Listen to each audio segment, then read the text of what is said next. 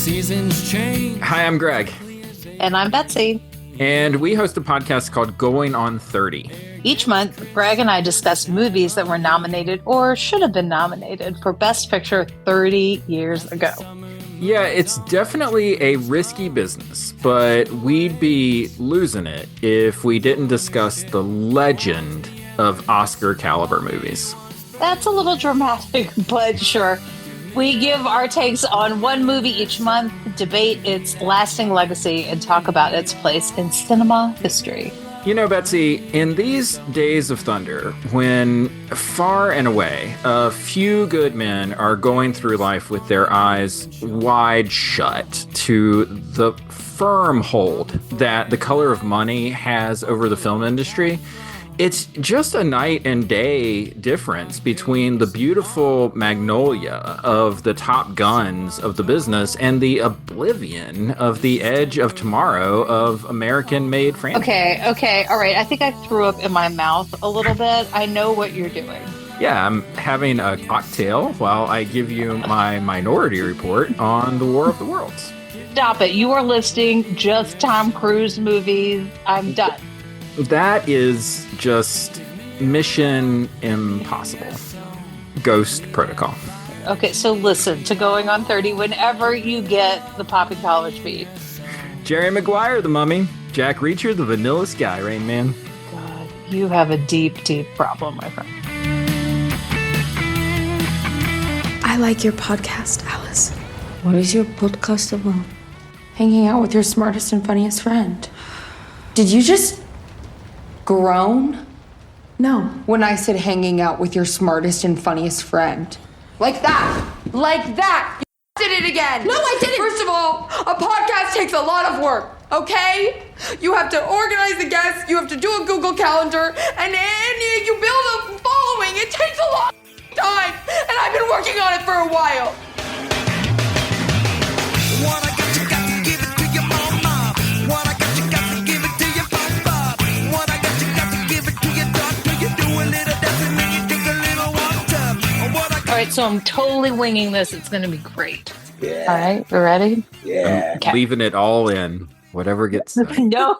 No cuts. One take. One take, Betsy. One take, Carmody. Let's go. We got this. We'll back you up. Okay. Hello, friends, and welcome to Popping Collars, the podcast that lives at the intersection of religion and popular culture. I am one of your co-hosts, quattro-hosts. I don't know how we really call that, because co-host means two. I don't know what it means when there's four, but I am one of them. And my name is Betsy Carmody, and I serve as head chaplain at Episcopal High School. And I'm joined today by my co-host, Stez and Stirs. Let's start with Liz Easton. How you doing, Liz? Oh my gosh, Betsy, I'm great. I'm coming to you live from Omaha, Nebraska, where I serve as the canon to the ordinary in the Diocese of Nebraska. Spring is springing here a little early, which What does that look like in Nebraska? Well, it looked like a really unexpectedly hot day that followed immediately after a blizzard, like really chaotic. But it's pretty. It's nice. It's everyone. So on those days, are Nebraskans like shorts, flip flops? People are going to see my toes. I mean, what happens there? Yeah, I saw so many babies on the backs of bikes. Oh, that's what you take your baby out on a bike on a day like as that. opposed to bundling them in like a cocoon. You're so happy sleeping for bag. your baby to be outside. Oh. Yeah, that just means you're sick of being cooped up inside with your baby. Got it. Okay. Exactly. Right. Yeah. Perfect. Yeah. All right. Well, let's go around the horn then. Let's go to Ricardo Avila. Ricardo, how are you? Thank you, Betsy. Liz, I have to say, I worry about those. Whenever I see a parent and a child on a bicycle, I just think they're going to have a crash. Seems crazy to me. I think adults on bicycles is kind of crazy. Like, if you know anyone who's gotten in a bike accident, they're like, I wish I never rode that bike. Yeah. Wish I went for a walk. But on a bike, you're really high up. Yeah. Got it. Yes, that's true. That's Wait, true. are you riding like those old-timey bikes with the giant wheel? With the big wheel. Yeah, exactly. One big wheel. Those are going to tip over. Yeah. Those are going to tip over. So Ricardo, you're not doing that. Well, no, I'm not. I don't have a child or a bike. And Okay, great. I'm actually clumsy on bicycles. I can't do it. I've had accidents Oh. out of nowhere. Can I tell you one of my most famous accidents? I was in the Gay Pride Parade in San Francisco, and in the Mikes on Bikes contingent, I borrowed my roommate's cowboy hat as part of my outfit. And he was so, you can't let anything happen to this hat or else. I was like, okay, fine. Okay. I'm bicycling along. There are 50,000 people watching, and the mic's on bikes, and we had this whole clear part in front of us. I thought, well, I'm going to go really fast because it'll be fun to bicycle on the parade. So I go really fast, and my hat starts to come off with the wind, and I freak out. And so, in instinct, I slam the brakes together with my hands, like suddenly to stop myself, and I go flying Oh no. off the bicycle. And the crowd gasps. They're like, and I roll and I got bloody and everything. And then I was like, okay. And then I stood up and I did a little ta-da, and everybody started clapping for me because what are you going to do? Wow. And Was then the hat okay? The hat was unharmed, unlike me. But which means he wasn't wearing a helmet. Mm. I wasn't wearing a helmet, but there was Oh. no traffic. There was nothing. They're like, here's that guy biking along. Suddenly he flies off the bicycle. There was nothing he hit. Oh no. That's So that was terrible. One bike accident. Yeah, I One think bike the accident. only silver lining, other than the hat being unharmed, is the cute paramedic in the medicine tent after they sent me to. Paramedics are always cute. I have to They tell are- you, that is one of the gayest stories I've ever heard. And I loved every minute of Serendipitous, it. yeah.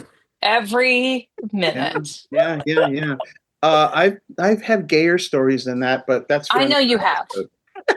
And by the way, I'm the rector at St. Luke's Episcopal Church There in we Los go. Gatos, California, where Let's go. nothing gay ever happens, really.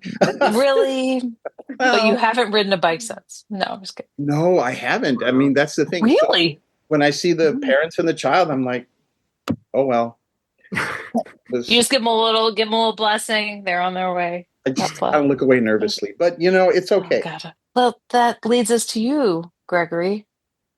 Boy, Where are you? What you doing? I gotta tell you, I wasn't that nervous about the babies on the backs of the bikes, but now I'm really nervous about the babies wearing cowboy hats on the back of the bikes. Yeah. In parades. It's not good. Really nervous. It's really. I'm doing great, Betsy. Yeah. Oh, you know what? I hosted an Oscars weekend movie marathon at my church. Fun. We watched 6 movies over the course of 3 days. So I had a Wow. triple feature on Friday, a double feature on Saturday, and then a Sunday matinee. And it was well received. We had, we had a lot of folks turn Wow. out, and a lot of folks really liked it. I love that.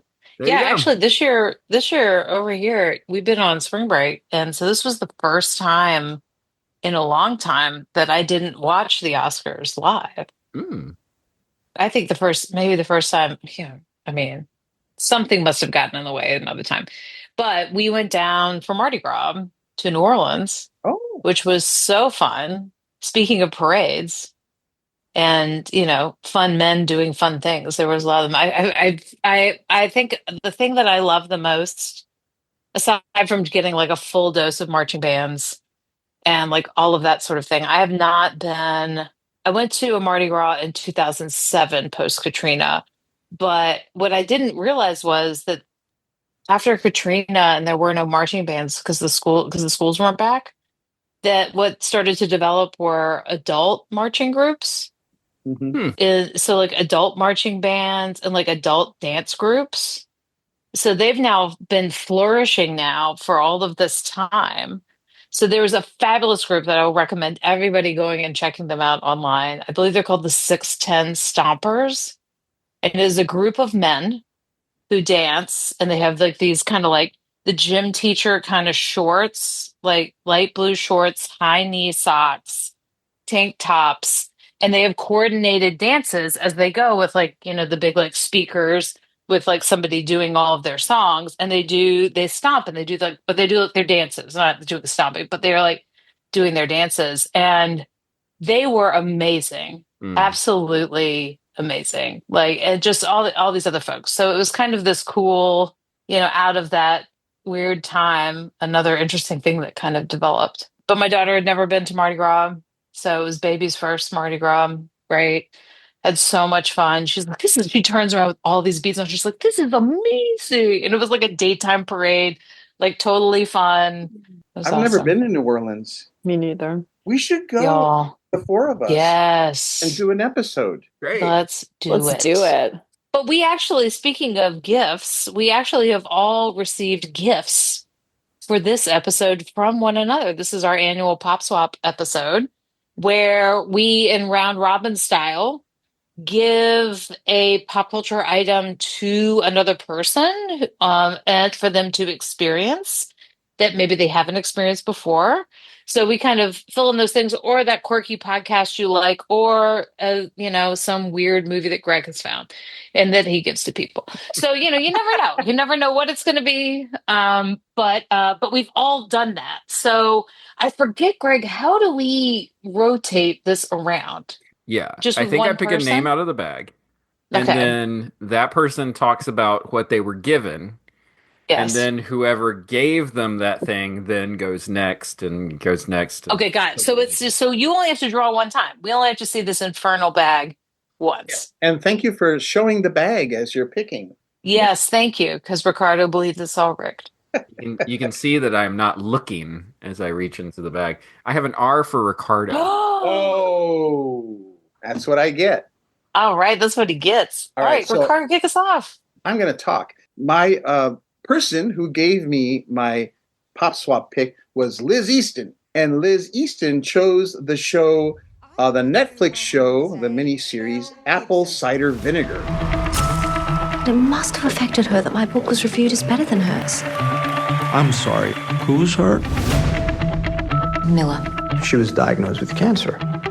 So she's consistently maintained. I have no reason to doubt her. Because in her case, it's true.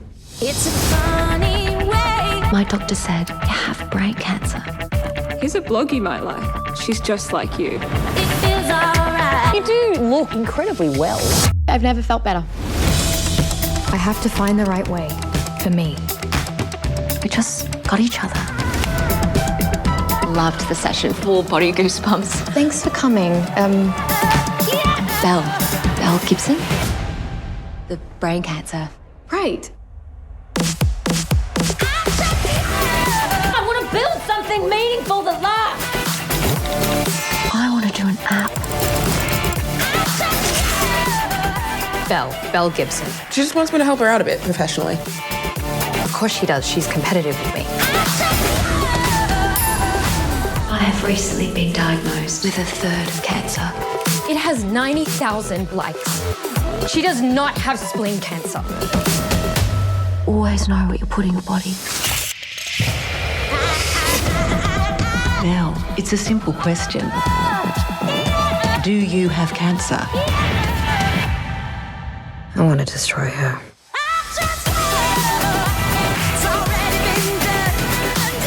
This is a big story. It's about a woman with terminal brain cancer. She's probably killing people with her lies. Lucy idolizes her. I don't want to be messed around by more doctors. Belle doesn't have friends. She has hosts.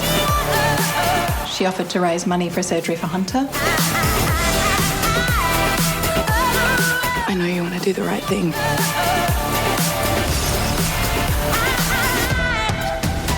You'd have to be an actual sociopath to do that, and I am not. I mean, I could do like 50 personality quizzes right now, and I am an empath every time. Apple Cider Vinegar has 6 episodes, and Liz said you should watch at least 2, I think is what you said, right? Yeah. Well, I watched 3. Whoa. So, but I didn't. I thought 2 would be a stretch for you because you don't watch a lot of television. In a nutshell, Apple Cider Vinegar is based on a true story, but I guess it's somewhat fictionalized for some reason. But there was a self-help guru, and I'm not going to do this very well because I had a little trouble with it. I'll be honest. Yeah. So there's a young woman, this is based on a true story, in Australia who faked having brain cancer and started this kind of wellness app called the Whole Pantry, I believe, where she would give recipes and ideas. She said, my brain cancer got cured through healthy eating and lifestyle. And so she promotes this healthy lifestyle. It goes viral. Everybody loves her. She wins this award, this and that. But she's been lying the whole time. And then there's another woman who's a wellness person, similar thing where her cancer or her disease, she believes, went into remission. And what was her name? Milla? I think so. Yes. I think so, yeah. And so Milla is another person who's got her own following, and she's got, a book or something. Anyway, so it's all about this world of wellness through not using chemotherapy and all this stuff. And one of the other main characters is another woman who does have cancer, and she starts kind of following these recipes, and her partner, her boyfriend, is not down with it. And so they're trying to find out, this woman's lying, we've got to expose her. And so all the different machinations that go around that. So I watched 3 episodes, and I didn't like it. I'm going to finish it because I sort of want to, my sense is that, so I didn't like it because it made me mad that this woman did this. I have this, and I know this about myself, I have this kind of inflexibility around right and wrong and sense of justice. And so this young woman, and I think there's going to be stuff, and there already is, about her own troubled childhood, and maybe this is why she's such a terrible liar. But she's faked having a heart attack and brain cancer and all this stuff to get ahead, and I just found her despicable. I was just like, come on, ladies, because is it mostly women who kind of do this wellness stuff? I wonder. So it made me confused and upset and stressed because she was getting away with her lies. She's so manipulative. Everybody's falling for it, this and that. I really disliked her, and I wanted her punished, which didn't make me feel good either because, I don't know, I don't get riled up like that. So it was sort of like a murder mystery without murders. And the bad guy's getting away with it. But my sense is in the second half, she's going to get her comeuppance. So, apple cider vinegar on Netflix. Go ahead. I'll be honest. I assigned it to you because it was the last thing I had watched. Like when Greg was like, "You've got to assign your pop swap," I was like, "Oh, watch Apple Cider Vinegar." I thought the production value was great. Like I thought it was a really visually appealing type of storytelling. Okay. So that was part of it. But I also think that for us, like you, Ricardo, I definitely have a sense of justice that's pretty black and white. It was appealing to me, I think, in part because as clergy, we're around chronic diseases and even like fatal diseases like cancer a lot. So there was a sense of like awareness, I think, about treatments and also the vulnerability that people in those situations of like, you just desperately want to be well. And how she was taking advantage of that through these lies. So I thought there was sort of like a moral ethical thing too that also had to do with each person except for Belle, the other characters who had cancer, their desire for agency, like to not be a patient, to not be the recipient of medicine, but to be like engaged in your treatment in a way that felt holistic. But I think you're absolutely right that this is a thing that women, it's a culture. I think that women are often more involved in the wellness culture, and it has a really, really dark side. Like I think we've done a podcast on it. Yeah. I was trying to remember all what of that we had was watched for that. Like there were some things that really Yeah, I can't remember if we were kicked just us off talking about into that. goop or something. But and also I'm super interested in Munchausen's and Munchausen's by proxy, which I don't think you'll learn as the show goes on. I'm not sure she really has Munchausen's disease, like which is also called something else. It has a more clinical name, but one of the markers of that mental health condition is that you are aware that you are lying. And there are moments in Belle's story, and including in her true story, where she kind of would think that she was sick.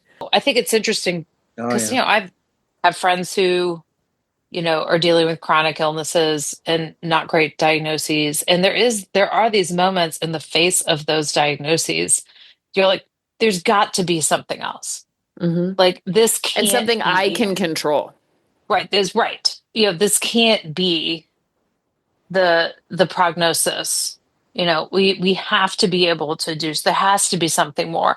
Or also the other aspect of it, I am to blame for having ended up in this position.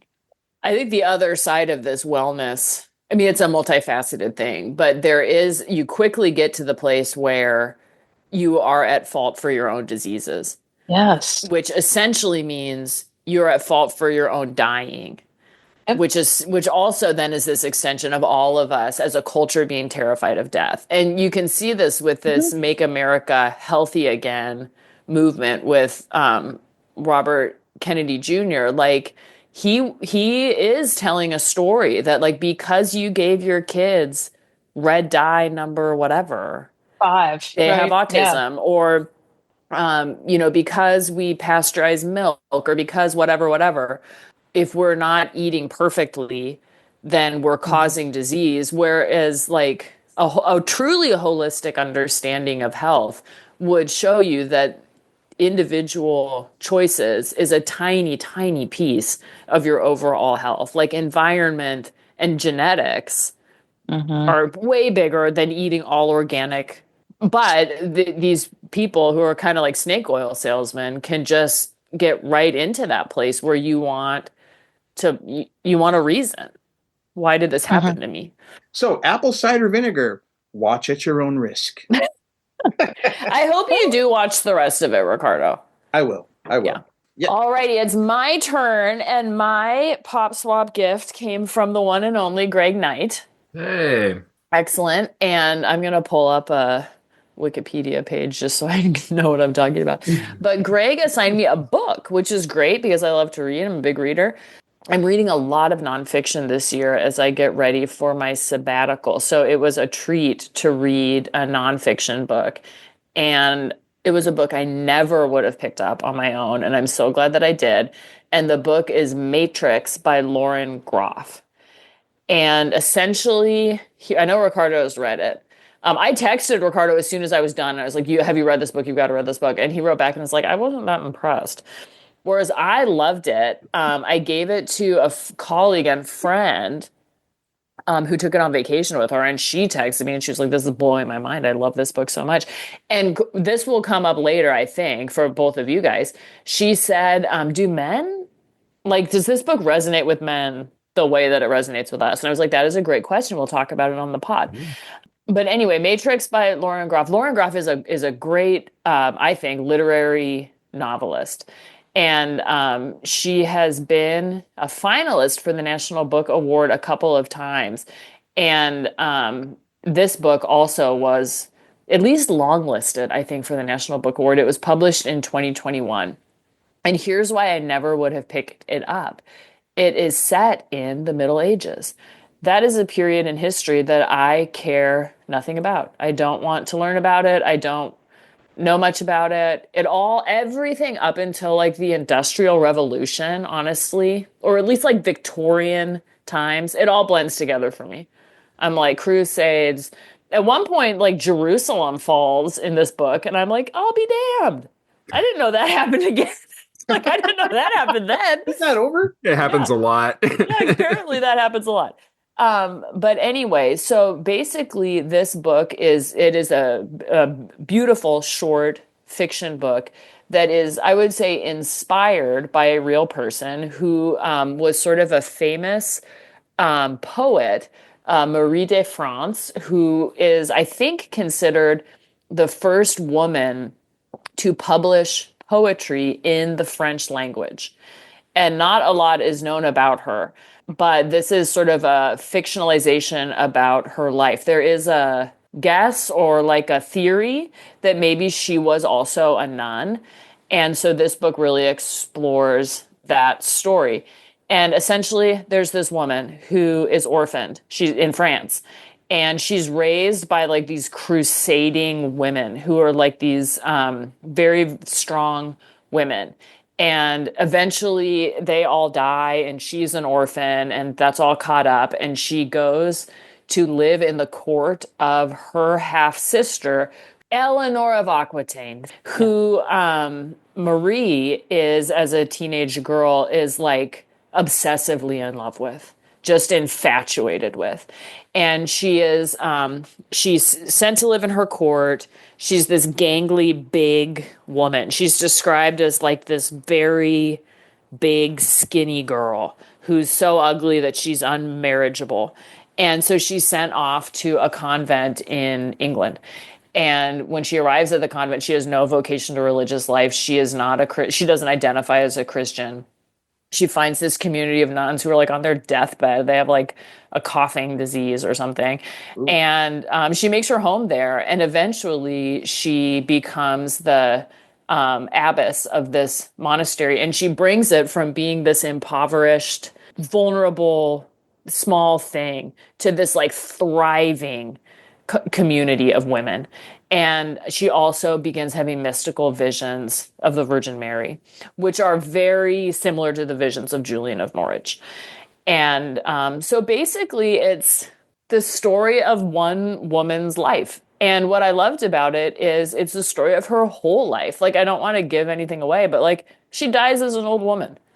And so you sort of get this growth and maturity of a girl coming into her own and becoming a woman and becoming a leader and making some big mistakes, having an ego, but ultimately being driven by love and care specifically for the women around her. And she comes to a kind of faith, partly through her visions, but partly through the lived experience of life in a convent. And she's just a total badass. There's some sex. It's a little sexy. I found the religious stuff to be... I read like a review from like a medievalist who was like, this is so offensive to medieval scholars and Christians. And I was like, whatever. Like at one point, they don't want men coming into the monastery because a nun got pregnant and they're like, screw this. So she starts celebrating the Eucharist and it is incredibly controversial. It's not like they make light of that. It's a very sort of dangerous thing that she does, but she takes it upon herself to provide for the physical and spiritual and pastoral needs and sacramental needs of the community that she leads. It's really moving. Matrix by Lauren Groff. Thank you, Greg. Why did you assign it to me? Yeah, wow. Yeah, it's a great question. This was actually in my church book group at First Unitarian, and it was met with quite the eyebrow raising. I would say that most of the folks in the room were sort of confused by it, and were like, why are like a room full of Unitarians reading this book? You know, that's so overtly sort of Christian and stuff. I think it was the imagery of it was really evocative. The mysticism of it was really evocative, and there was also, and I think that you put your finger on it, Liz, as far as like who responded to it. There was this intrigue that I think a bunch of people in the room had about the fact that there were no male characters in the book. The book is just women. There are men in the book, but they're not really characters. They're just kind of like things that kind of exist out in the world. But the named characters in the book are all women.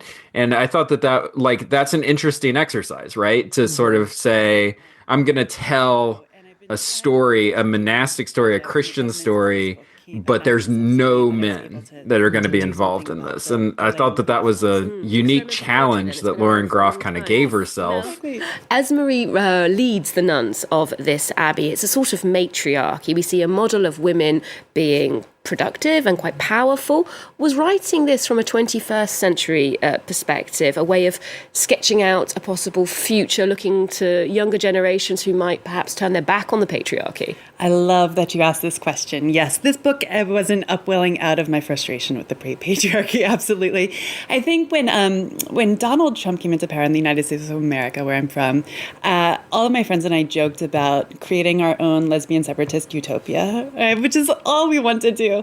But instead of doing that, and because I have to live in the world, I created this book instead. So I would love for the next generation to refuse the hegemony of the patriarchy, to rise up and subvert all of the forms that keep every human being down in capitalism, in the patriarchy, in the constructs that keep us bound. Noted. Well, we see. I will say this, for me personally, the visions were. I thought the visions were pretty amazing. And there's one that she has where there's a hen that lays 6 eggs, and each egg hatches out a day of the creation. And I was just like, that's beautiful. Like that just like combines so many sort of biblical images all into sort of one vision. It's just really sort of breathtaking in the way that it's told. So yeah, I was curious to see, as someone who has a leadership position in the Episcopal Church, and has that vocation as a woman, what you would think. Yeah. The writing was really beautiful too, I will say. And like I said, there were things that were sort of unorthodox, well, and certainly mystical. And I think often mysticism is like critiqued in and against orthodoxy. But the parts that felt like not Christian enough were not offensive to me at all. Like, it was all just intriguing and beautiful and kind of understandable, which is the reason that I don't like reading about the Middle Ages, is because I don't feel like I can relate to it. I can't picture it, I guess, outside of like Monty Python or something. And this felt so relatable and so human. And it was a reminder that like across time, people are people, and we have our brokenness and we have our best selves and our creativity and our God. And I loved it. Ricardo, what did you think when you read it? Yeah, thank you. I think this is one of those cases where I shouldn't listen to it on audiobook. I think the writing was beautiful. I remember that. And I remember that I was house sitting. I house sat like once a month every year for a parishioner. And so there was some distraction there. And so I think this is the kind of book that actually makes you, it helps to see the page, or at least the Kindle or whatever, and look at the words and ponder them, because it is much more, it's not action packed like a mystery thriller, but it's about the development of this woman. I think I need to reread it as a book. I want to read her other stuff too. She wrote a book called Fates and Furies. Fates and Furies, yeah, which also was a finalist for the National Book Award. Yeah. And then she wrote another book about that. I forget what it's called, but I just read about it, about like a utopian commune that sort of falls apart, and sort of this retrospective. That feels familiar. Yeah, I forget what that's called, but I was like, oh, I want to read that too. Arcadia, Liz, is Arcadia. the book you're thinking of. Yeah. And I can't remember. I mean, this may be my spring break brain. I can't remember whether I either heard this on a podcast, had a conversation with one of you about it, or it was around the lunch table in the dining hall. But this may be an episode for us at some point. I don't know. But like, there is a lot of storytelling happening right now around a community that's cut off from other things that are around it, or people who have come together in order to survive, or like, because it's the ethos that's going on right now. We are looking for ports in the storm. Where can I be, and what can I do, and what do I do if I'm in this position, either by choice or by circumstance, that I'm in this small community who's now having to make it. It's like another kind of take on the kind of post-apocalyptic kind Yeah, of the who are zombie you in apocalypse these thing. Yeah. moments, right? So, but it's this, like there's someone was mentioning like there's a Stephen King book where like a dome kind of falls over a community, like that sort of. So like those sorts of like that kind of storytelling is really popping off right now on television, books, other things like that. So Yeah, it's interesting that there's parts of your story, that story, totally. Yeah. that too. Okay, it's my turn. And my pop swap item is a podcast that was given to me by Betsy. I did. Which I was thinking, Betsy, I think that you've given out a lot of podcasts. You must listen to a lot of podcasts. I don't listen to as many as my sister does. Oh, okay. And I don't know how she does it, but she does. And yes, I do. If we pulled up my podcast app to see my favorites, right? Like it just kind of keeps, so some of these are things that I'm like regularly listening to. Like there's a lot going on there. But yeah. Do you listen to every episode or do you just sort of jump around to whatever you think? On what I gave you, I listened to every episode, but that comes out in like seasons. Like that's not a weekly, like there'll be a season that they're releasing and then that's fine.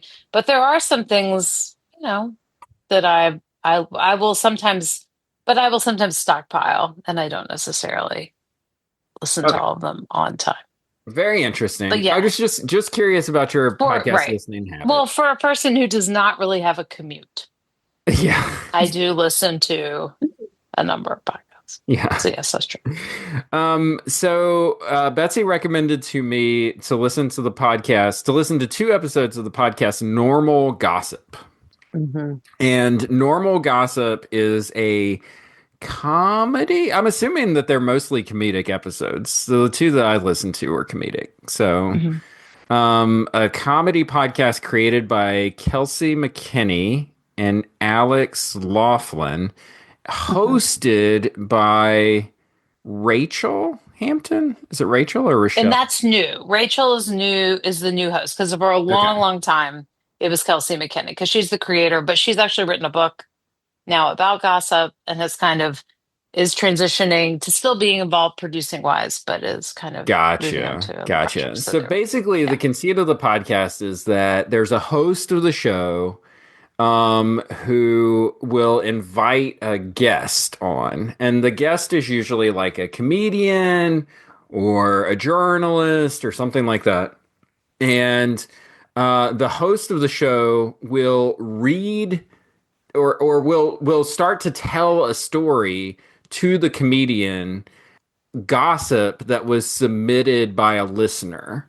So it's sort of like work gossip or online gossip, or this is like a crazy thing that happened to me kind of thing.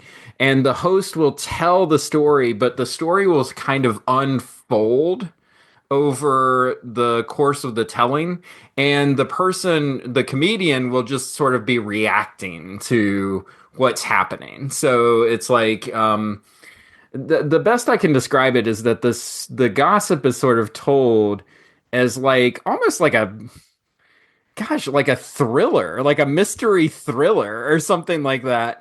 And the person will sort of get caught up in it, like, oh my gosh, what's going to happen next? What's going to happen next?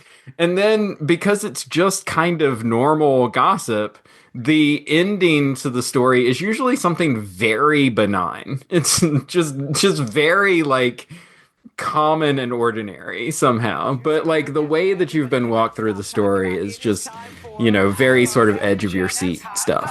Okay, this one has got drama. Oh, what else? It's got scandal. And it's got these 2 ladies right here, host Kelsey McKinney and producer Alex Sujong Laughlin. We're going to dish with them in a moment. But first, let's check out Normal Gossip. Hi, and welcome to Normal Gossip. In each episode of this podcast, we're going to bring you an anonymous morsel of gossip from the real world.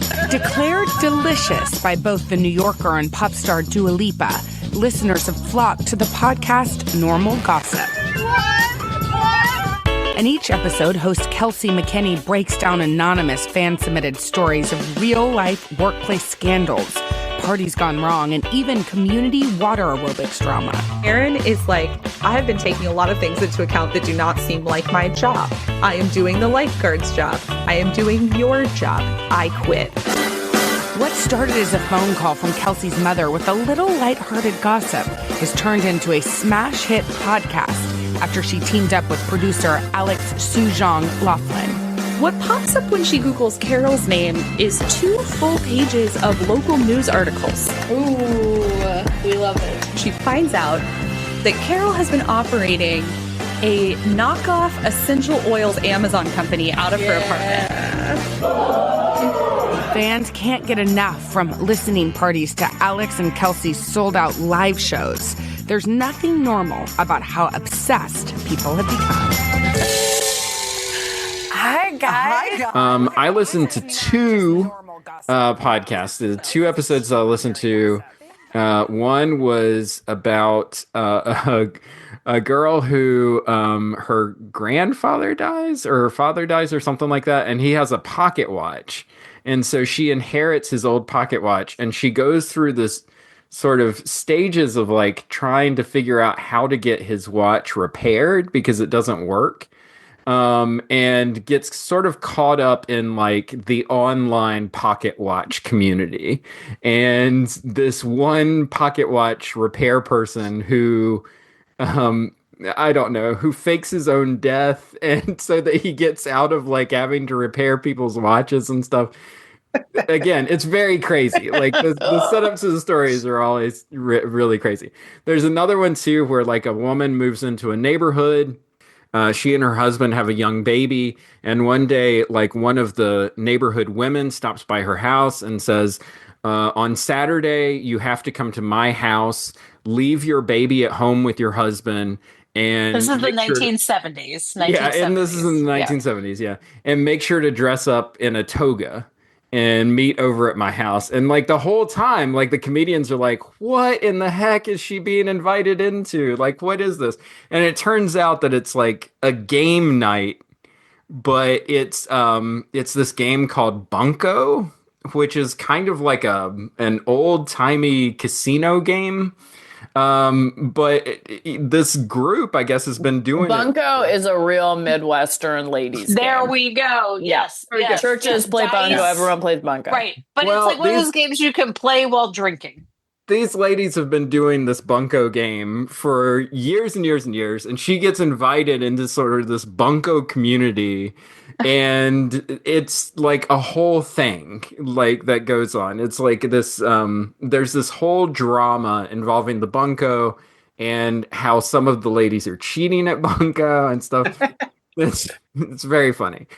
And then the other thing that it reinforced for me, and this is the last thing that I'll say, is something that I say all the time when I'm talking about our podcast, which is that our podcast could be the most entertaining thing in the world if it was just the gossip that we told each other before we started recording. Oh, yeah. So that is by far the most entertaining thing that we ever do, and no one ever hears it. And so this is just one of those podcasts that sort of invites you into gossip from like a whole other community. It made me think that probably what we should do is just tell another podcast the crazy church gossip that we have so that we can anonymously have our own sort of church gossip podcast. We should do that. Not have to worry about getting fired. But anyway, change the names. Normal gossip is what I listen to, and thank you, Betsy. I had no idea this podcast existed or that people were doing this. So. Well, and I have to thank my colleague Chris Davies. He's the one who initially recommended this podcast to me, like over a year ago, and it just became like what I love to listen to when I was on road trips last summer, and so I just kind of caught up on everything that the seasons that are out. I think the storytelling on the show is really interesting. It's always, our friend of a friend today is, and they'll give them a pseudonym. And so like, how did we hear this story? So people will share tidbits of their story. And then it sounds like the actual producers of the show and the writers will go and then talk to that person, interview them, and really kind of build the story out to kind of how are we going to tell this story. And there are moments when, whether it's a comedian or a comedic writer or just an interesting writer who the story is being told to, if the host will say like, so whose side are you on right now? Like, who are you rooting for in the story? And so like those little check-ins are like, well, that's really interesting. Like who am I kind of siding with at this point? Like, I'm worried about what's going on with this person. And I think the storytelling quality of it is what sucks me in. I love great storytelling and that sort of thing. And then but there's a universal question that the hosts ask at the top of every episode to the person who's the guest. And they say, what is your relationship with gossip? And like Liz has said, like, I remember at times in the past, like, this feels like an Achilles heel for me. Like, I don't want to, like in my life, even before the job I have now, like, there's something about this that really can suck me in. And I have to be so I love careful about, gossip. like, I mean, like, we've all talked about some aspects of that, but I love that kind of question because everybody kind of has a different answer about how Ricardo gossip does was. not love gossip. Heck, I do. I was trying to give you a pass. And that's the thing. Like, all these stories are people, you do not know these people. Yeah. No, this it's like normal people.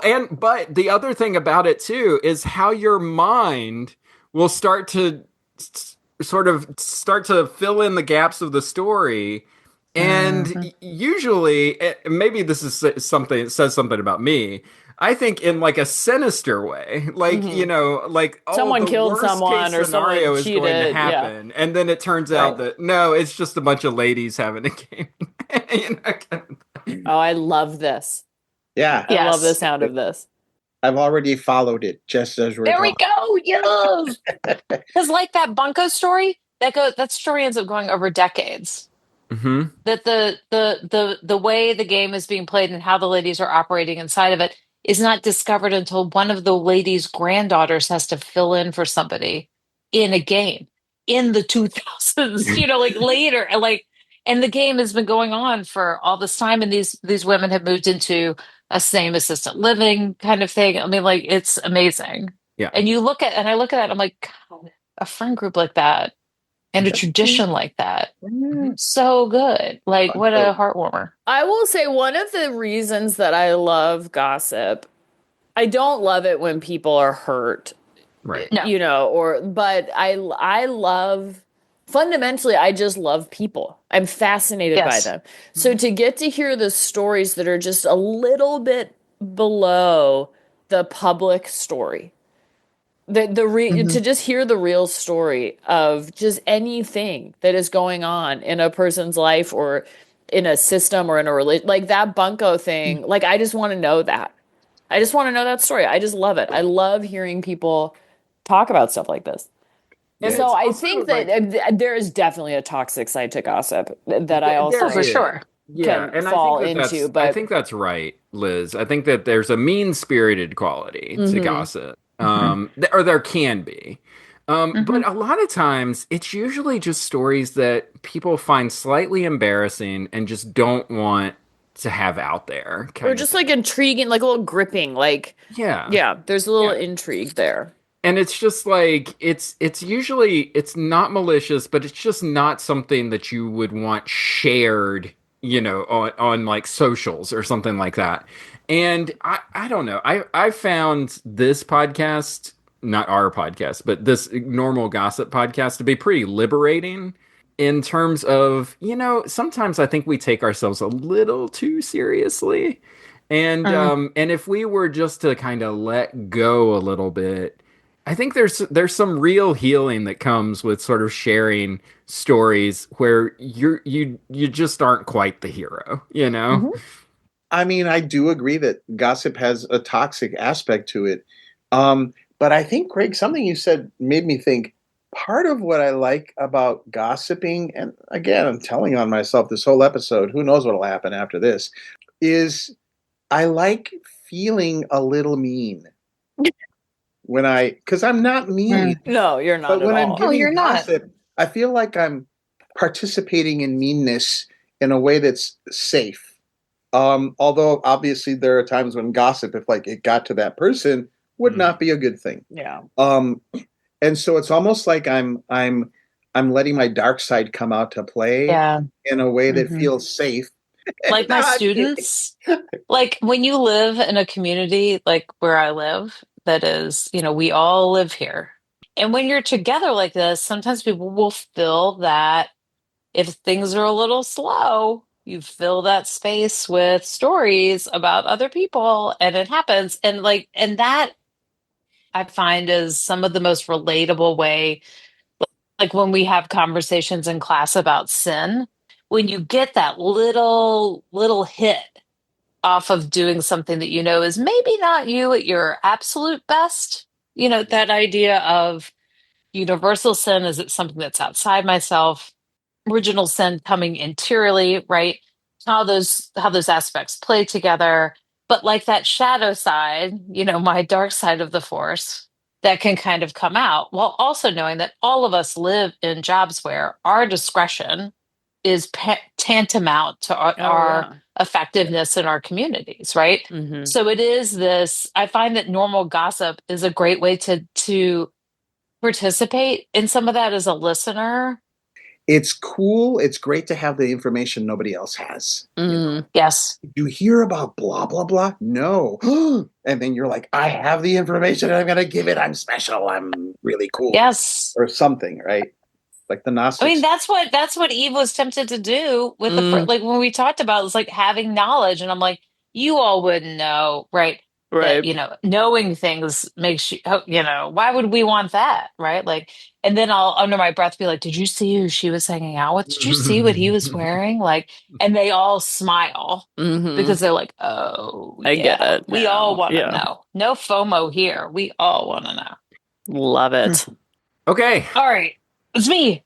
So I love it when Ricardo assigns me things because this is literal blind spots. So basically, Ricardo has a list of classic movies that when it's me, he tends to share because I have a blind spot for classic movies. And so the last time I had Ricardo, or Ricardo had me, I watched Casablanca, which I had never seen before, aside from like the Play It Again Sam and we're on the tarmac, right? Didn't know anything about that movie. And so this time he said, all right, here's the list. Stop at the first one you haven't seen and watch it. And so the first movie that I had not seen on the list this time, I got a little deeper into the list, which I was proud of. But it was North by Northwest by Alfred Hitchcock. You see like a clip series put together that's like the magic of the movies. And so you tend to see Cary Grant running with the crop duster playing, like coming in behind him, like classic, right? I did sort of knew where that came from, but I wasn't quite sure until I was like, oh, okay, it's this movie. So I watched North by Northwest, starring Cary Grant and Eva Marie Saint, who is gorgeous. Just, I want my hair to look like Eva Marie Saint's hair, and it doesn't. And this takes us back to our wellness thing. Like, should I start taking Nutrafol? I don't know. But anyway, I just want to look like her because she's beautiful. And James Mason, who I forgot that Eddie Izzard does an amazing impression of James Mason. It's just so good. And just the folks of this are pretty fabulous. An early Martin Landau, young Martin Landau. So Cary Grant, at some of the height of his charms, I think at the time of the filming of this movie and the release of this movie, which was in 1959, I did watch this movie in the common room of my dorm, trying to entice any young person to sit down and watch it with me. They did not take me up on the offer. Many of them, they would linger, watch a little bit, and then move on. So who knows, Ricardo, what seeds you planted. I'm also currently I listened to the podcast, You Must Remember This, which I'll greatly recommend. She's great. And she's currently doing a series on The Old Man Is Still Alive, which is about directors like Hitchcock and others who are kind of that will be replaced by this kind of 1970s auteur men directors who are coming, Scorsese and all of these folks. And so Hitchcock, this is, I think, Hitchcock at some of the height of his powers in terms of how he films, does filmmaking, what he does. The graphic artist in me loved the slanted topography at the beginning and the credits, just kind of how all of that was kind of done, and just kind of watching some of the movie making magic that I know is kind of happening over the course of the film.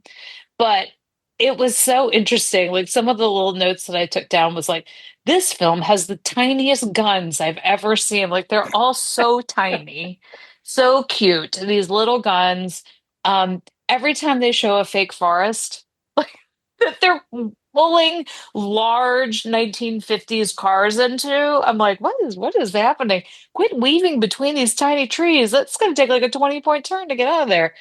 Um, the drunk scene at the beginning where they've kind of force fed Cary Grant booze is so madcapped, and then he almost dies. Like it's like the movie just does a good job of setting you off kilter. It's mistaken identities. You can't get out of it. Everything seems kind of set up to make you look bananas.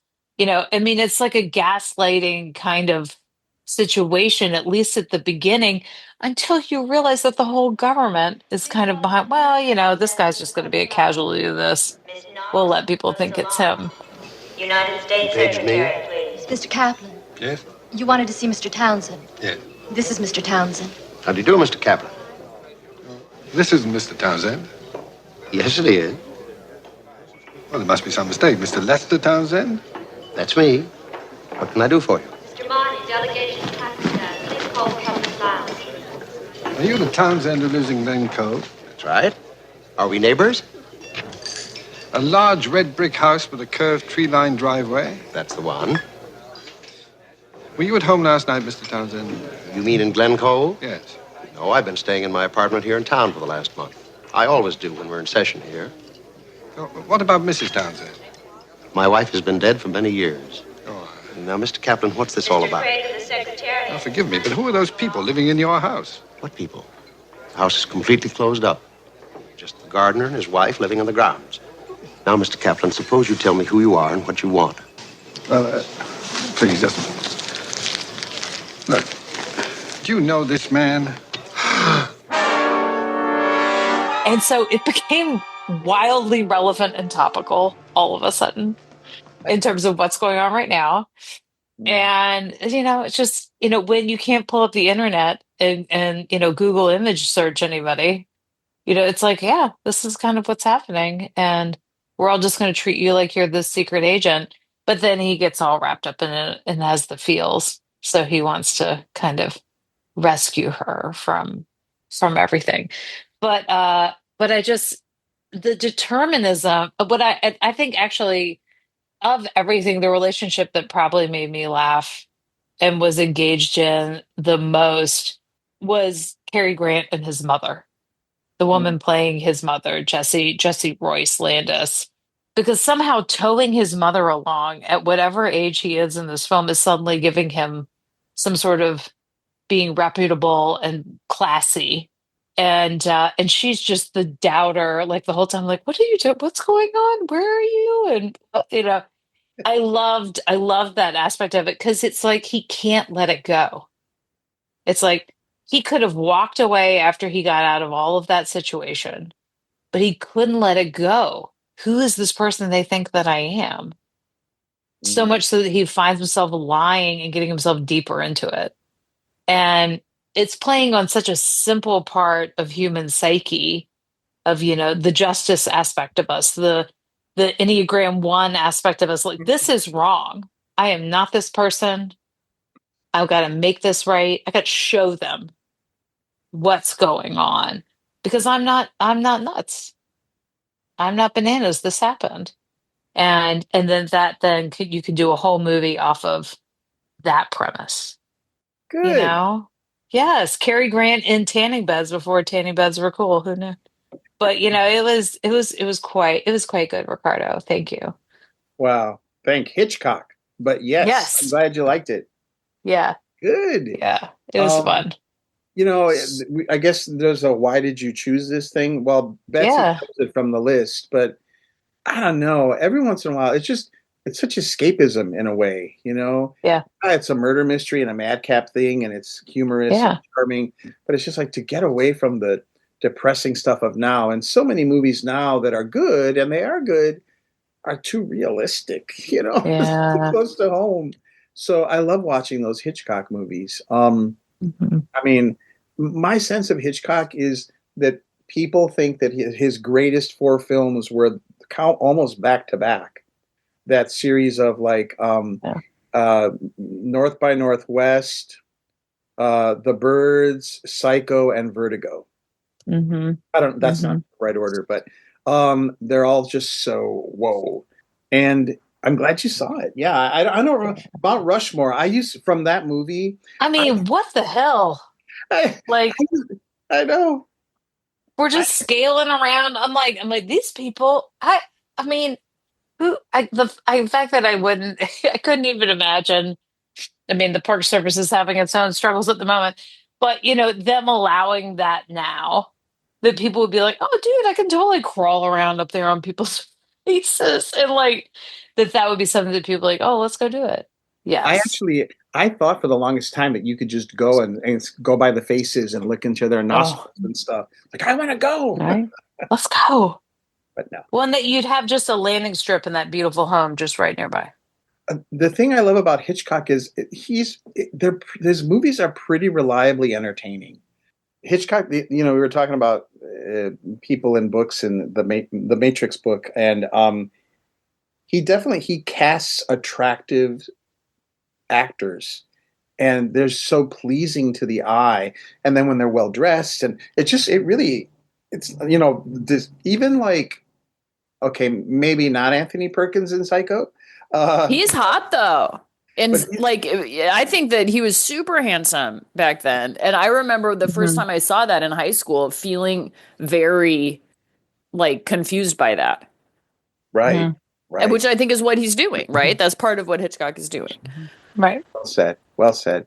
Well, there's also, I mean, there are these kind of like gay overtones in the movie, like especially with Martin Landau and James Mason's characters. You're kind of like, what the hell is he already saying? Like this guy's beard, like what's going on? It feels pretty obvious that Martin Landau's character is like really devoted to his boss, and you're kind of like, oh, this is interesting. So yeah. He's got a couple of those movies with the homoeroticism weirdness, like Strangers on a Train, and especially Rope, which I think is based on a true story, and it was 2 gay guys who murder someone. Yeah. Do you speak English? No. No English? Okay. Do you know these gays? Do you know these gays? Gay? I know it sounds crazy. Please, these gays, they're trying to murder me. Mi capisci? Sì. Yes. Oh, yeah. Anch'io sono gay. You're gay? Sì. Tutti quanti siamo gay. Tutti. All right. We did it. Super satisfying, you all. This was great. I liked that nobody got like that Strawberry Mansion business or whatever that was that Greg gave me that I didn't had a poor reaction to. And we all had different things. We had a TV show, was fun. A movie, a podcast, and a book. Well, this was good job, us. Yeah, that was great. The diversification was good. Well, I hope, listeners, that we have maybe put something on your list that might not have been on there before, based on kind of where you like to dabble in popular culture, what you might be interested in. Curious what things you might recommend. So don't be afraid to put those out there on social media for things that you think others should check out as we go along. You can find our podcast wherever you listen to podcasts. We're out there on all the platforms. Rate, review, subscribe so that you don't miss anything. Since we've got stuff coming out, we do these episodes once a month, but there's always something coming out every week on our podcast stream. So please get into those and pay attention to those. So we hope you all have a good rest of your day. And as we always say, keep those collars popped.